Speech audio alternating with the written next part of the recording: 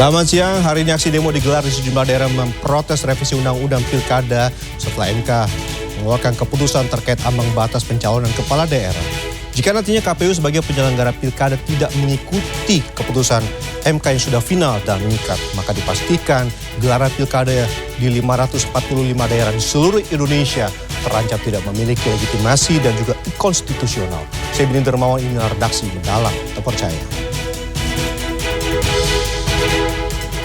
Hingga Kamis siang, aksi unjuk rasa menentang rencana DPR yang akan merevisi Undang-Undang Pilkada masih berlangsung. Dan kita akan bergabung dengan koresponden Albi Pratama di depan gedung DPR RI Jakarta. Selamat siang Albi, bisa Anda sampaikan bagaimana suasana di gedung DPR, di depan gedung DPR pada siang ini?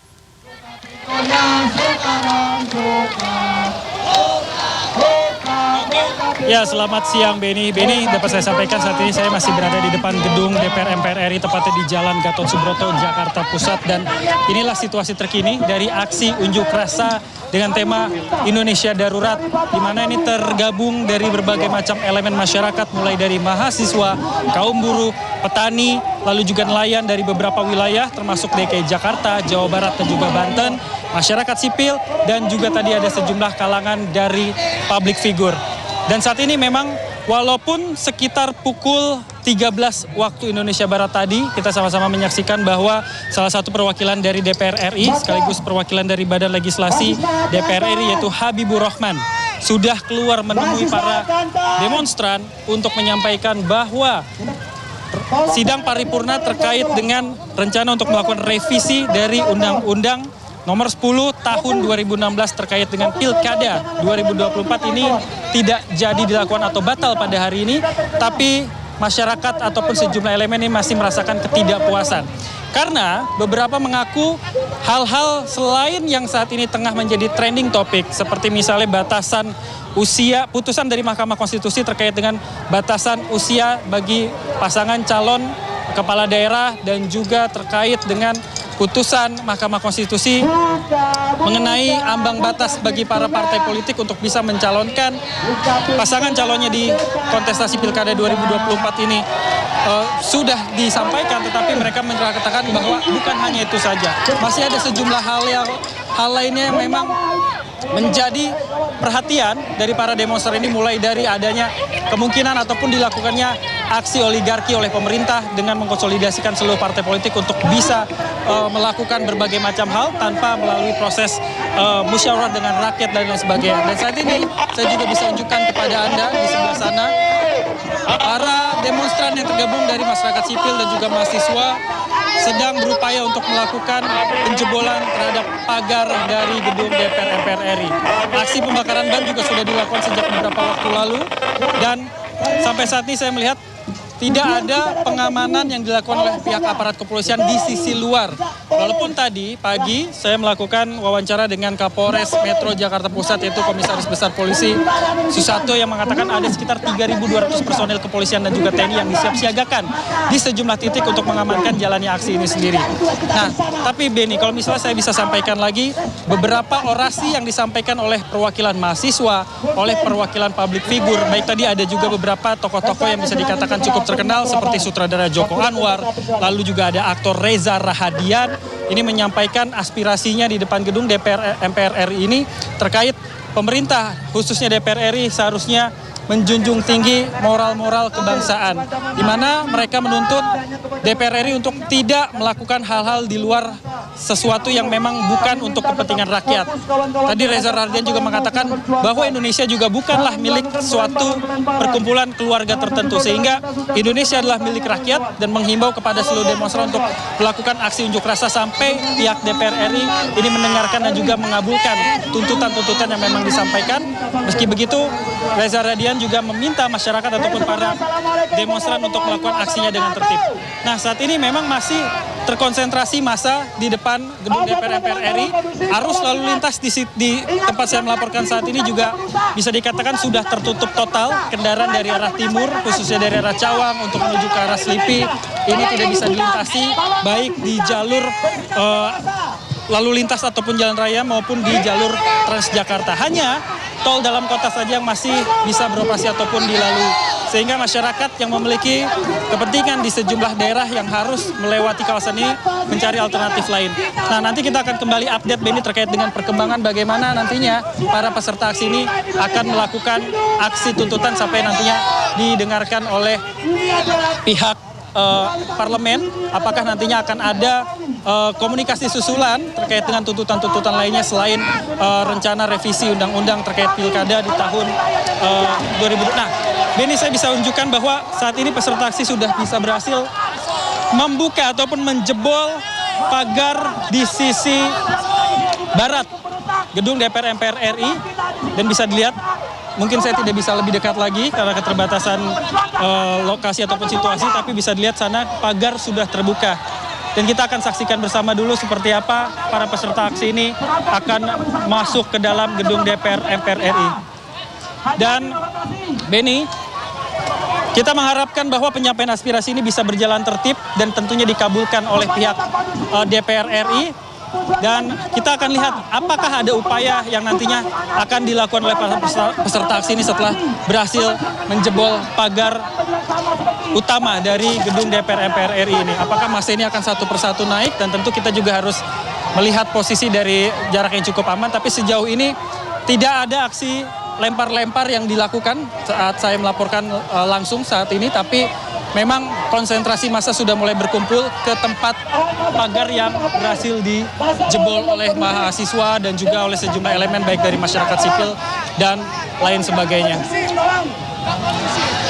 Tapi saya juga bisa menginformasikan, Benny, bahwa saat ini dari dalam gedung DPR MPR RI sudah tersedia 1 unit kendaraan taktis ataupun rantis yang sudah disiap-siagakan.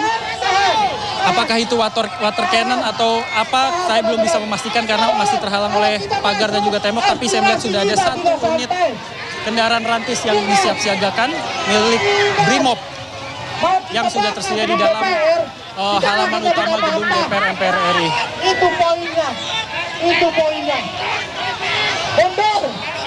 Saat ini bisa saya laporkan juga bahwa beberapa koordinator dan juga peserta aksi mengarahkan para peserta aksi lainnya untuk merangsek masuk ke dalam gedung DPR MPR RI melalui gerbang yang sudah berhasil dijebol. Tapi beberapa lainnya juga mengatakan untuk tetap bersikap tenang dan tertib dalam menyampaikan aspirasi dan juga mencegah untuk tindakan anarkisme yang bisa saja nantinya membahayakan para peserta aksi lainnya yang berada di lokasi ini. Kita di sini berada di garis perjuangan yang sama, kawan-kawan. Tolong kita jangan bertindak fanatik, kawan-kawan. Mari kita saksikan terlebih dahulu, Benny, apa yang akan dilakukan oleh para peserta aksi ini.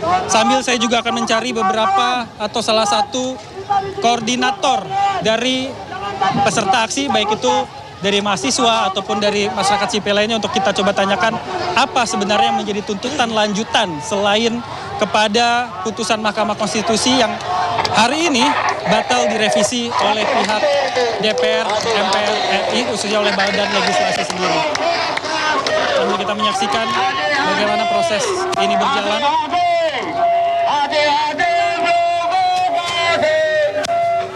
Koordinatornya masih ada yang bisa diwawancara belum?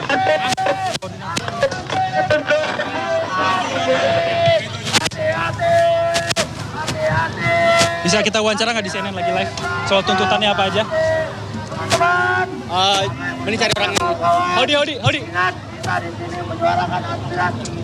Kawan-kawan kita yang ada di dalam Sampai Merauke, kawan-kawan. Jangan sampai Boleh kita wawancara? Ya, masih, Om. Tuntutannya apa aja yang diharapkan dari pihak DPR ini, boleh? Iya. Sudah situ ya? Bordernya tolong dilamatkan, kawan-kawan. Oke. Kawan-kawan, tolong.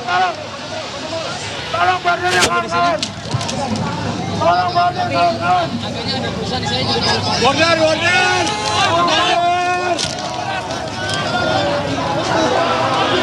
Ya, Benny, dapat saya informasikan kembali. Saat ini situasi di depan gedung DPR agak sedikit mulai memanas karena sudah berhasil dijebolnya salah satu sisi pagar.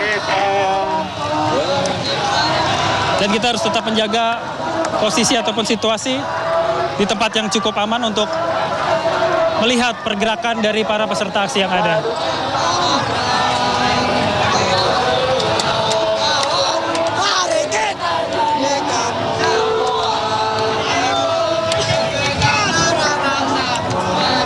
Para peserta aksi juga sudah mulai melakukan nyanyian yel-yel untuk mengobarkan semangat sesama para peserta aksi.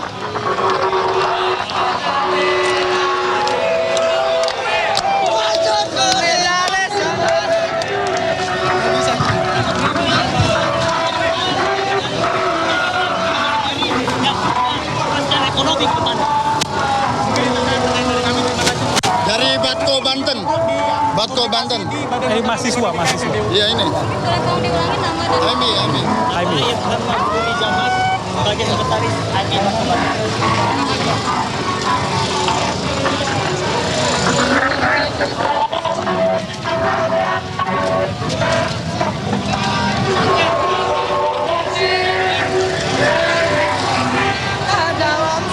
Lanjut. Tapi kalau Bang Albinya out gimana? Apa? Bang Albinya tetap ngomong atau gimana? Halo. Ya Benny, dapat saya informasikan lagi kembali bahwa saat ini beberapa peserta aksi juga kembali melakukan upaya untuk melakukan penjebolan kepada sisi pagar yang lain agar lebih terbuka lebar. Dan beberapa di antaranya mungkin sudah masuk ke dalam, tapi saya masih belum bisa melihat dari jarak yang lebih dekat. Kita akan coba melihat apakah ada pergerakan menuju ke arah dalam dari gedung DPR RI.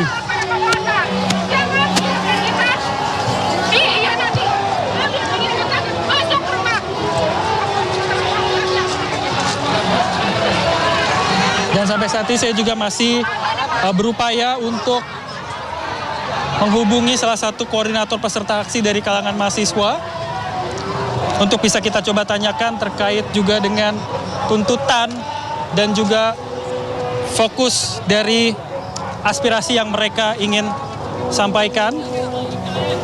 Di samping itu mungkin bisa disaksikan juga dari layar kaca saat ini peserta aksi masih terkonsentrasi di depan gedung DPR MPR RI untuk menyampaikan pendapat ataupun aspirasi mereka.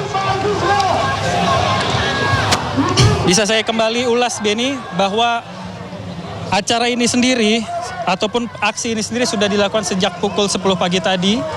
Berangsur-angsur berdatangan mulai dari kalangan buruh, lalu juga mulai dari kalangan petani dan juga nelayan dari berbagai wilayah, mulai dari Jakarta Utara, lalu juga dari kawasan Jawa Barat dan juga Banten. Lalu kemudian disusul oleh kalangan mahasiswa, masyarakat sipil, dan beberapa public figure. Beberapa public figure diantaranya seperti Joko Anwar, lalu ada Reza Rahadian, beberapa komika seperti Abdel Temon, atau Abdel Ahrian yang biasa kita kenal. Ada juga Bintang Emon yang cukup vokal di media sosial dengan bahasa-bahasa satirnya, menyampaikan kritikan kepada pemerintah terkait dengan kebijakan-kebijakan yang mungkin dianggap tidak sesuai dengan pandangan rakyat, serta beberapa tokoh-tokoh lainnya. Saya juga dapat perlihatkan Benny bahwa di layar kaca saat ini tengah datang lagi kelompok mahasiswa yang berasal dari arah barat atau dari arah Selipi mulai bergabung. Sepertinya semakin sore, elemen mahasiswa ini semakin banyak berdatangan ke depan gedung DPR MPR RI.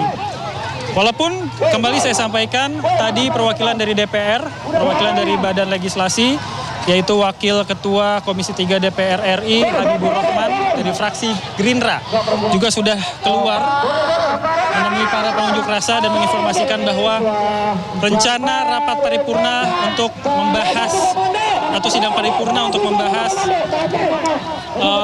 revisi Undang-Undang Nomor 10 Tahun 2016 tentang Pilkada ini batal dilakukan, tapi para peserta aksi masih tetap bertahan di depan gedung DPR RI. Tentu ada sejumlah maksud dan juga tuntutan lainnya yang tentu ingin disampaikan. Dan Benny, kami akan kembali menginformasikan kepada Anda terkait dengan update terbaru dari tempat saya melaporkan saat ini di depan gedung DPR RI. Dan sementara kita akan melihat dulu aspirasi yang disampaikan oleh kelompok mahasiswa yang baru saja ke tempat kami melaporkan di depan gedung DPR RI. Kembali ke Anda, Benny. Baik, Albi, kita akan terus memantau bagaimana kondisi terkini di DPR, bagaimana selanjutnya, dan kami akan terus menghubungi Anda kembali. Terima kasih Albi, selamat bertugas kembali.